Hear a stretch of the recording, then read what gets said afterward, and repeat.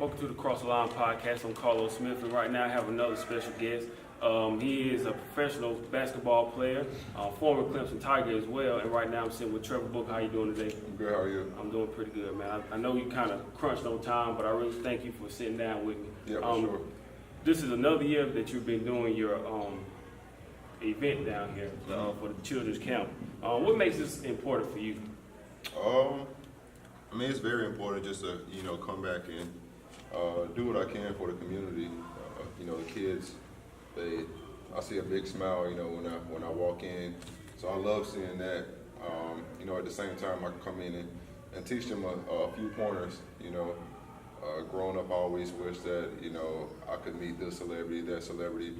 So for me to come back in town and, give them that, it's amazing. What's the message that you try to give to the kids when you come out here every year, and even other places when you do your different charity events or whatever? What's the message that you try to give to the youth?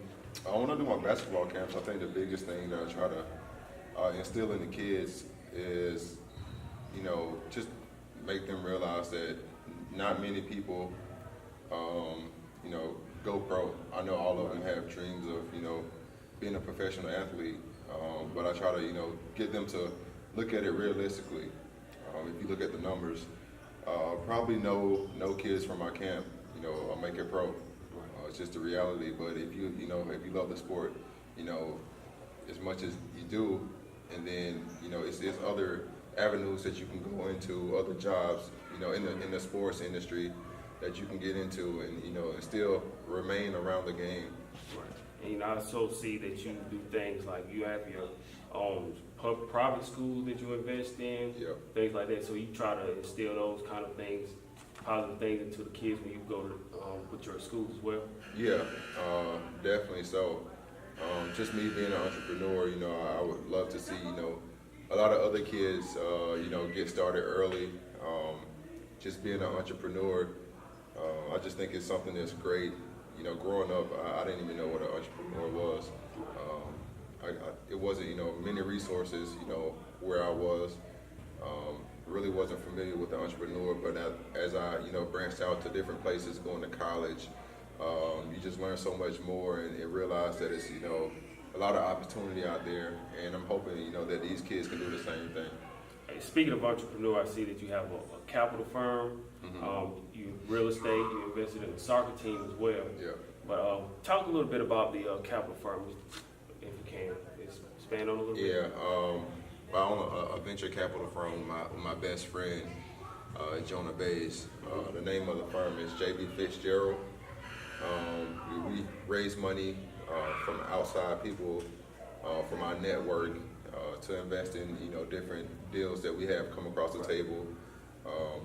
Through our network, we have a lot of startups that come across the table, a lot of companies that are already functioning. So we raise capital for those companies, and some of our companies, to invest in. Is it kind of similar to like Shark Tank, where they bring offers to the table and you kind of for sure. Something yeah, similar? It's very similar.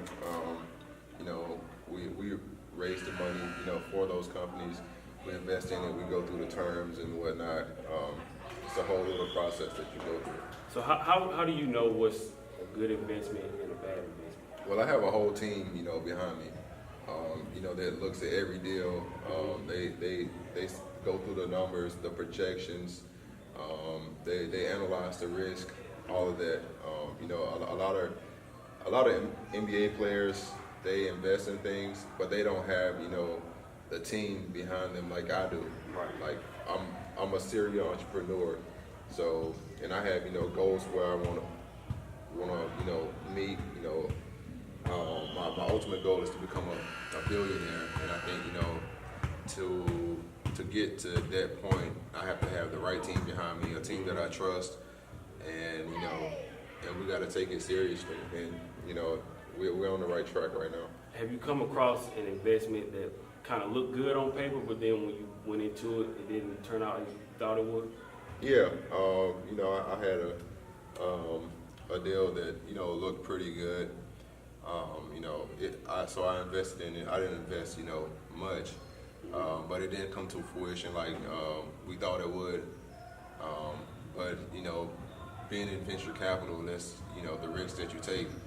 Most of the deals that you come across are probably not gonna turn out the way that you thought. Right. But you can invest in one thing and that make up for everything plus more. So you just gotta, before you get into it, you gotta know the industry and know what you're getting yourself into. And I think with investing in something, I think people, just looking at it on the outside, it's like you have to kind of be patient with it, because I listened to you on Dr. J's podcast. Yeah. And he was talking about how his buddy came to him with a proposition years later, and I think he said he gave him $500,000, and then years later it turned into, I think he flipped it to like 15. Yeah. So like when you invest in something, it's kind of like you have to be patient. For sure.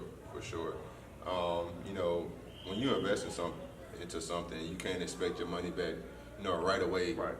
Even if it's real estate, that's gonna take some time. It's gonna appreciate unless you just try to sell it right back off the bat. But most of the time, it's gonna take years for you to see a return on your investment. So that's one of the things that you got to realize coming into the game. You're not gonna see money, right away. Sometimes you can have a exit, and the company might sell 2 or 3 years down the road, and you might get your money back plus more. But most of the time, it's going to take a little bit longer than that. Yeah, I saw with LeBron where they put the story out maybe like a month ago where he invested in Liverpool. Yep. And I think he put it for $6.5 million and flipped it to like 32. Yep. So that was like a great investment. But what would you say for the average person who works a 9 to 5? What would you say would be a good investment for them? I would think an IRA. Just put money in, every year. Maybe a couple thousand. And then when you get around probably like 50 or 60 or so, you should have a couple of million saved up in the IRA, and it's gonna keep growing over time. So I think that would be a pretty good investment. Also, real estate, if you can afford it, get into some real estate. If you're gonna be in a location, long term, it's better if you can buy your house or your apartment, whatever you're living in. It's better if you can buy that instead of renting. You'll save money and you can sell it off in the future if you want to. Is it hard for you being a professional athlete to be an entrepreneur and also be a professional athlete, because you're on the road so much and you can only do so much? Is that hard trying to balance both of them? It's not hard because I have, a great team behind me. Like I said, my best friend is my business partner, so he runs everything on a day-to-day basis. He does a great job. We have like 100 people working for us. So he does a great job of updating me on everything and, just making my life easier. So that part, the entrepreneur part, he's mostly doing the stressing than I am.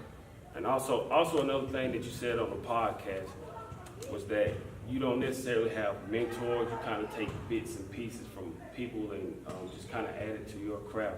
Mm-hmm. But was there anybody when you came into the league that kind of took you under their wing?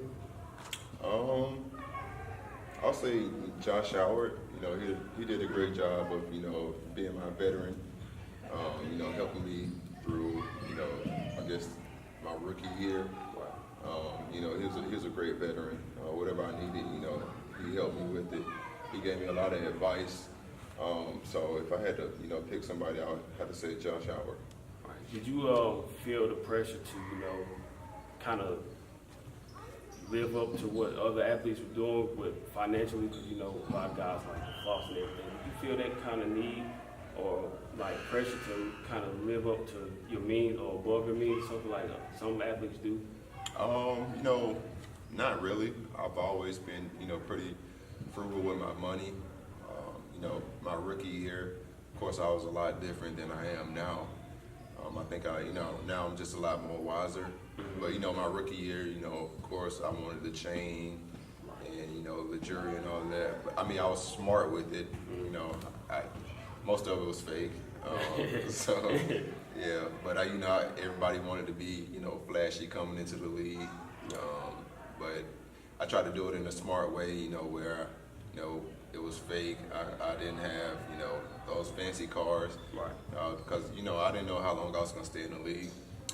You know, I was confident in myself, but at the same time, you just never know. An injury or something might happen.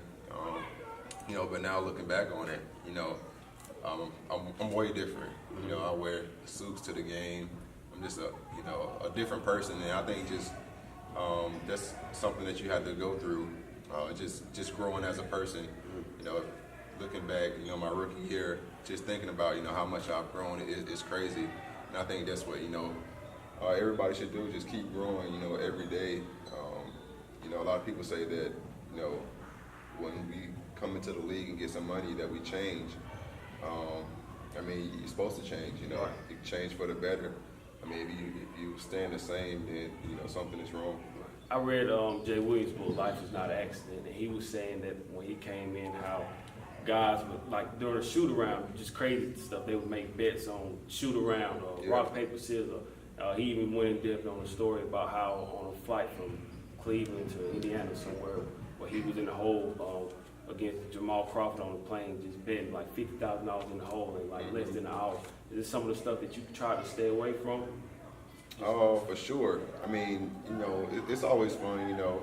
You got a couple of dollars, so you gamble here and there. You know, on the plane rides, we play cards. And, you know, like last year, you know, we played blackjack on the plane, played for a couple of dollars. But I try to stay away from the, you know, the big bets because I don't like to, you know, I'd rather, you know, invest my money than gamble like that.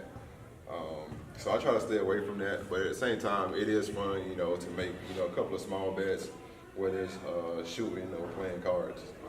Do you try to give the younger guys advice? I mean, you're still young yourself, but do you still try to, like, younger guys come to you, ask you for financial advice? Do you try to get them any kind of? Yeah, for sure. You know, I have, you know, a lot of the younger players come to me, you know, all the time, you know, asking me for advice on certain things. Sometimes it's financial advice, whether they should buy this or buy that. You know, it makes me feel great, actually, you know, that they would come to me and ask for my advice. That lets me know that they're paying attention, you know, to what I'm doing. So it feels pretty good just to, you know, help the younger players out. What's the biggest misperception that you think people have of athletes, professional athletes? That they can only play ball, that they're dumb. You know, I like to put my opinion out on Twitter on, you know, different social topics. And, you know, some people reply and say, you know, stick to sports. We don't want to hear your opinion, you know. But they're, you know, on Twitter all day, you know, giving their opinion, but they're not just sticking to their job. So, you know, why can't, you know, athletes, you know, use their platform to, you know, share their opinion or make change? You know, it's something that really bothers me. But then I think about it, you know, those people are just really ignorant. Exactly. And I love when I see you guys engage, because it makes us feel like that you care. People need to realize that you guys are human like anybody else. Yeah. And I remember this was my senior year at Upstate when I finally got my first intern. So I was covering the Hornets. So we would go into the locker rooms and they would just to hear the guys in the locker room, they just talk about actual things like TV shows, stuff like people don't realize that you're human, like just like everybody else. I just think they just feel like that's all you guys know, like you were saying. Yeah. But something that really stuck out was actually last week. Since we talked about it, what was your opinion on the Sterling Brown situation from Milwaukee? Oh yeah, wow, that was crazy. You know, from my understanding, Milwaukee is known to be a little racist. So when I saw that video, my mind was like, wow, it's true. But that's just one incident, so you can't, you know, necessarily say that, you know, everybody up there is racist just because of that one incident. But, you know, after watching that video, you know, that cop, I would definitely say, you know, he's racist. It was totally uncalled for. He was complying. I just, you know, hope to see justice served. And I know the Milwaukee Bucks are totally behind Sterling. and so is the rest of the NBA. And that's one of the things I like about the NBA because it feels like it's more of a partnership, unlike the NFL. Because it seems like the NFL, they try to lay the hand down, just like the ruling what they did was they want to make the athletes stand up for the flag. And it's almost like the NBA doesn't do that. It's like they try to work with you guys to help solve different issues in the community as well. Yeah, that's one thing I love about the NBA. You know, they're you know, a multi-billion-dollar business.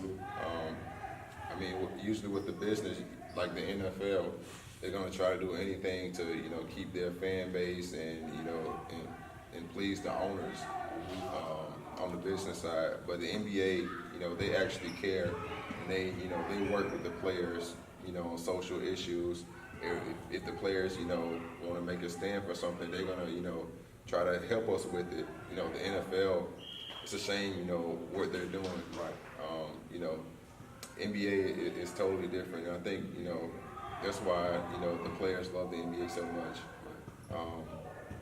I mean, it's just a shame what the NFL is doing, and I think the players just need to take a stand for it.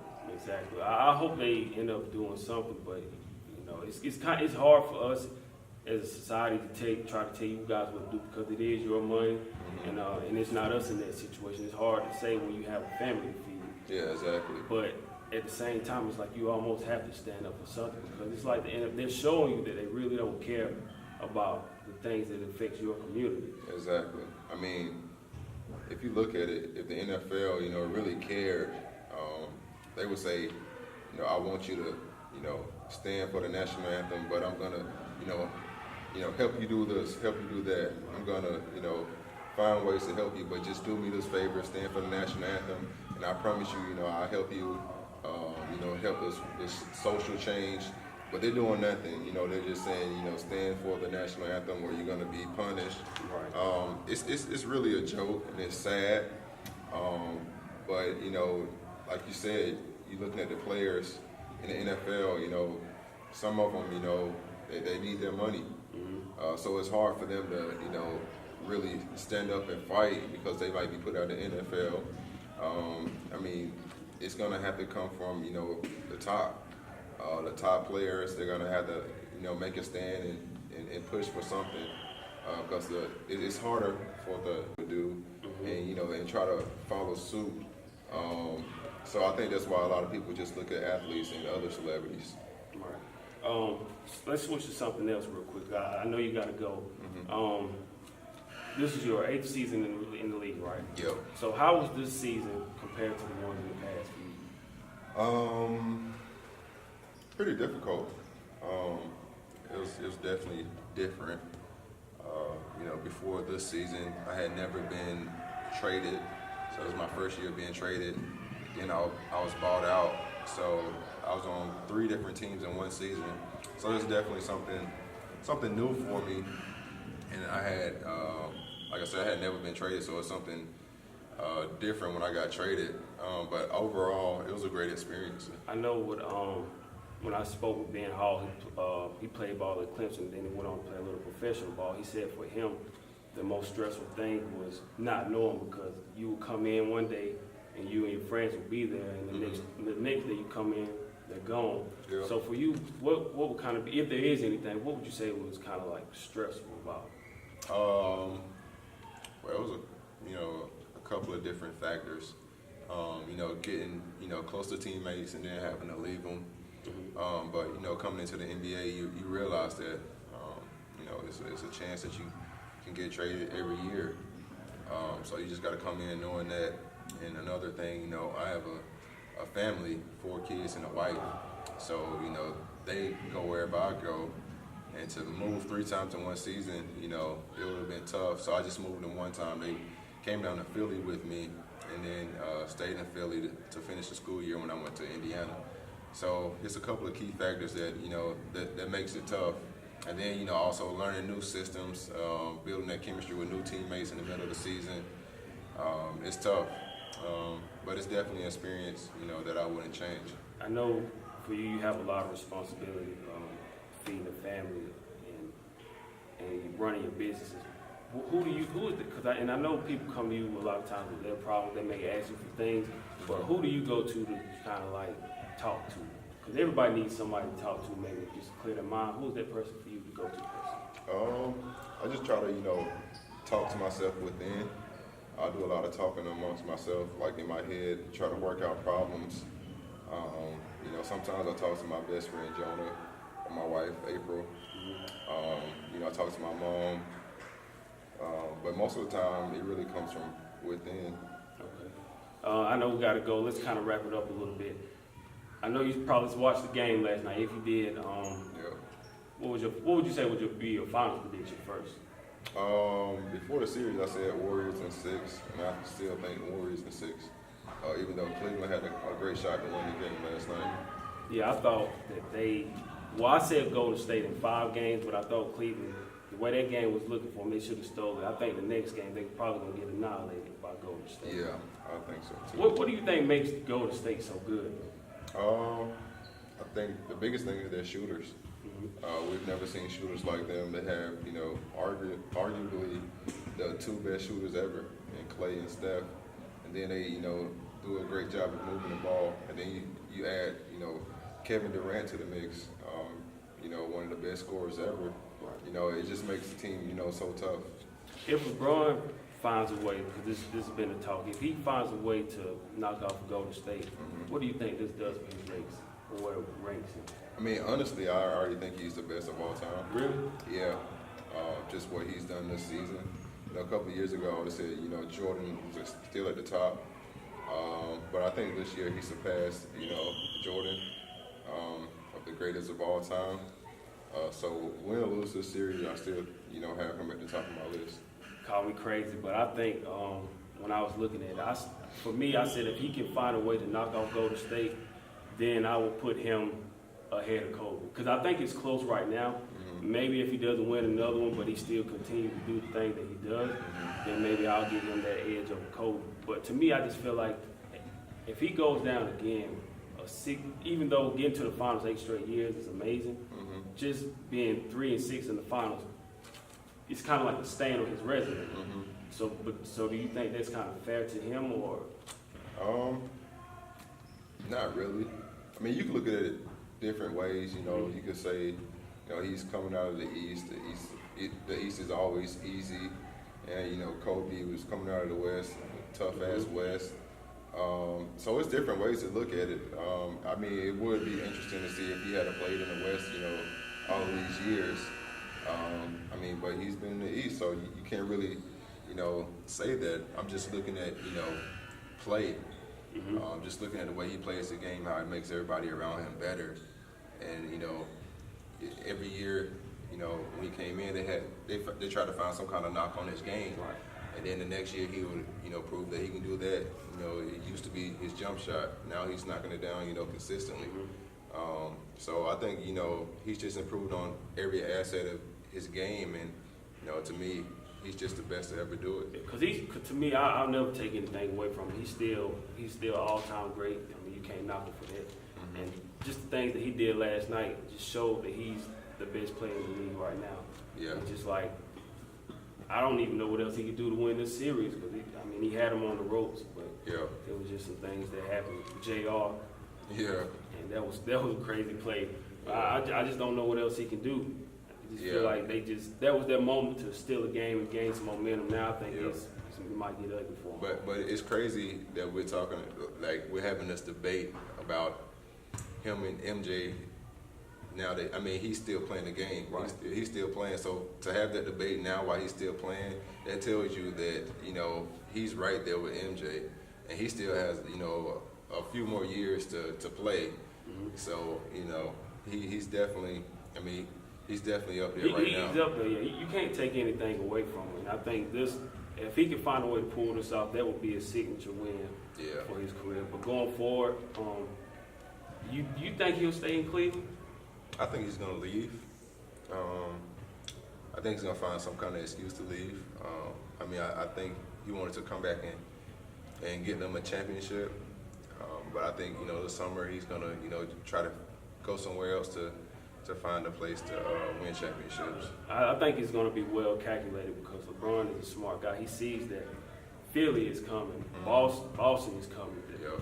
I just think he's well calculated. For me, it called me crazy. I just felt like when that story came out last year about how he wouldn't mind playing with Melo and D-Wade, the Banana Boat game. Yeah. I thought maybe he would try to get with those guys before they all hang it up. Yeah. But I still think it's some kind of way he's seeing what's going on around the league that it'll be a miracle, I think, if he ends up back in Cleveland again. Yeah, for sure. I could see him going to Houston or either Philly. I think Boston would make a nice run at him. With Kyrie? I think they would get rid of Kyrie for him. Really? Yeah. I mean, the way Terry Rozier is, progressing, it won't be a bad move. Plus another knee injury, too. Yeah, exactly. Honestly, I would do it. You can get something pretty nice for Kyrie. Yeah, that'll be interesting. Yeah. All right, for you, I know, so you'll be back on the market again this year, right? Yeah. Are you what is, for you, I want to ask you this first of all. Do you feel like guys nowadays get a bad rap because it's like, well, if you stay here, you're doing it for the money, but like if you do what KD did, you just ring chase. Do you feel like you guys get a bad rap for that? I think guys should go wherever they want to. Mm-hmm. They can be traded anytime they want to, and they, the GM doesn't, take any heat for that. They just say it's business. So I think, guys, if you want to go to Golden State and play with, two of the best shooters of all time, do it. Do whatever makes you happy. Or you can't do, whatever make the fans happy. Because at the end of the day, it's about you and your happiness. So forget the fans. Just do you. For you, when you weigh your options this year, do you feel like it's, because you still have a lot of basketball left to play, but do you feel like you're going to look at winning situation, or would you go ahead and just take the money? Which one? Definitely both of them are a factor. I can't say I'm just going, take a big pay cut to go win, because I wouldn't do that. I want to win, and I want my worth. Right. So I'm gonna look at both of those options. All right. Let's wrap it up. One more question for you. I know you said it on Dr. J's podcast. You said that your ultimate goal is to be a billionaire. Is there anything else that you want to achieve? Right now, that's my only goal. And when I become a billionaire, I want to, just do so much for the community, provide resources, for different parts of the community, and just try to change, just change things. Trevor, I appreciate you, man. I know you got to go. Thank you for everything that you're doing. Thank you for sitting down with me. Do you have any kind of social media or any advice you want to give to people watching? If they want to, they can follow me at 35_Fitz, FITZ, on Instagram and Twitter. Just learn a little bit more about me. One more note, like I was saying earlier about internship. Your companies or businesses, I want to just let everybody know, do you guys try to offer internships for young kids or kids in college coming up? Yeah, we have probably about 10 to 15 interns working for us right now. Usually they come, right out of college, looking for jobs. So we just try to provide, that internship for them, give them some experience and let them, move up. All right. Well, thank you. And I hope you guys enjoyed it. This has been the Cross Line Podcast. Trevor, thank you again. Thank you. All right. You guys have a good one.